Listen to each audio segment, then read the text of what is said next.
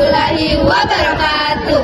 Perkenalkan, kami dari kelompok 2. dengan materi metode-metode penelitian sosiologi. Tapi sebelum itu, izinkan kami memperkenalkan diri. Dimulai dari saya, perkenalkan nama saya Puspita Reski, nomor urut 31. Perkenalkan, nama saya Nida Prial, nomor urut 32.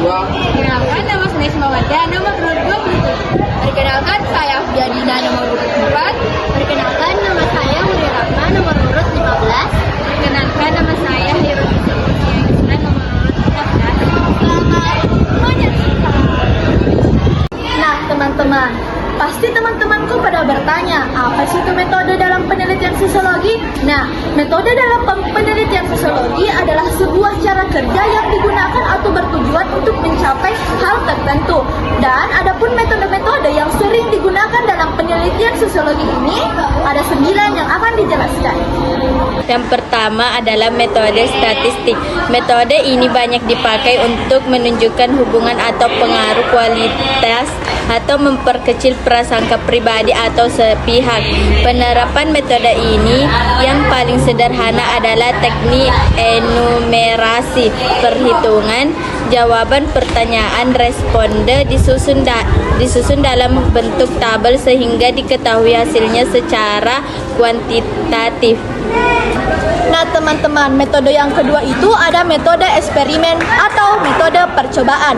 Metode eksperimen dilakukan terhadap 2 kelompok. Kelompok pertama merupakan kelompok eksperimen, sedangkan kelompok kedua sebagai kelompok kontrol. Metode ini membandingkan hasil percobaan kedua kelompok tersebut. Ada 2 macam metode eksperimen, yaitu eksperimen laboratorium dan eksperimen lapangan.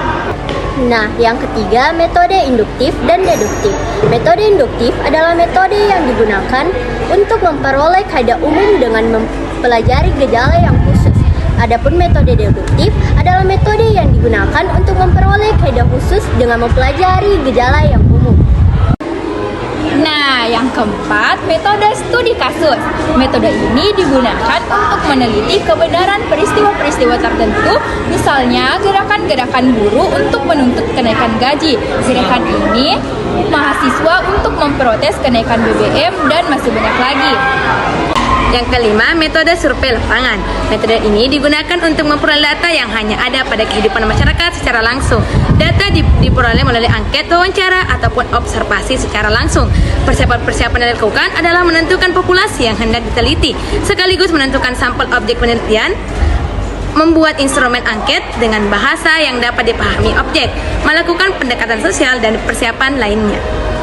Nah, selanjutnya ada metode yang keenam, yaitu metode partisipasi, yang dimana metode ini digunakan untuk mengadakan penelitian mendalam tentang kehidupan sebuah kelompok. Peneliti berbaur dalam kehidupan kelompok sambil melakukan pengamatan atau kegiatan penelitiannya tanpa mengungkapkan identitas. Sebagai peneliti, peneliti tidak boleh terlibat secara emosional terhadap kelompok yang ditelitinya.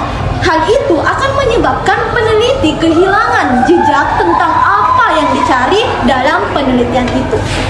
Yang ketujuh ada metode empiris dan rasionalitis. Metode empiris menyadarkan diri pada fakta yang ada dalam masyarakat melalui penelitian. Metode rasionalitis mengutamakan pemikiran sehat untuk mencapai pengertian tentang masalah-masalah kemasyarakatan. Nah, yang ke-8 itu ada metode fungsionalisme. Metode fungsionalisme adalah metode yang digunakan untuk menilai bagaimana fungsi suatu lembaga kemasyarakatan dan struktur sosial dalam masyarakat. Jadi, metode ini bertujuan untuk meneliti kegunaan lembaga-lembaga kemasyarakatan dan struktur sosial dalam suatu masyarakat. Metode ini juga mempunyai pendirian bahwa unsur-unsur yang mempunyai hubungan timbal balik yang saling mempengaruhi, masing-masing mempunyai fungsi tersendiri dalam masyarakat. Tokoh-tokoh sosiologi yang melaksanakan metode ini antara lain ada Talcott, Ferguson, dan Robert Kemarton.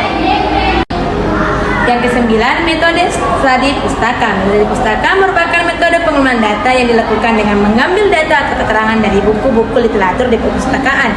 Kelebihan dari metode ini yaitu dapat memperoleh banyak sumber tanpa memerlukan banyak biaya, tenaga, dan waktu karena buku-bukunya terkumpul di dalam ruangan perpustakaan. Akan tetapi, yang menjadi kelemahannya adalah dibutuhkannya kepandaian peneliti untuk mencari buku-buku yang relevan agar dapat dipakai sebagai sumber perolehan data dan penelitian tersebut. Nah teman-teman, itulah tadi materi metode-metode penelitian sosiologi. Bila ada salah kata mohon dimaafkan. Wabillahi taufiq wal hidayah. Wassalamualaikum warahmatullahi wabarakatuh.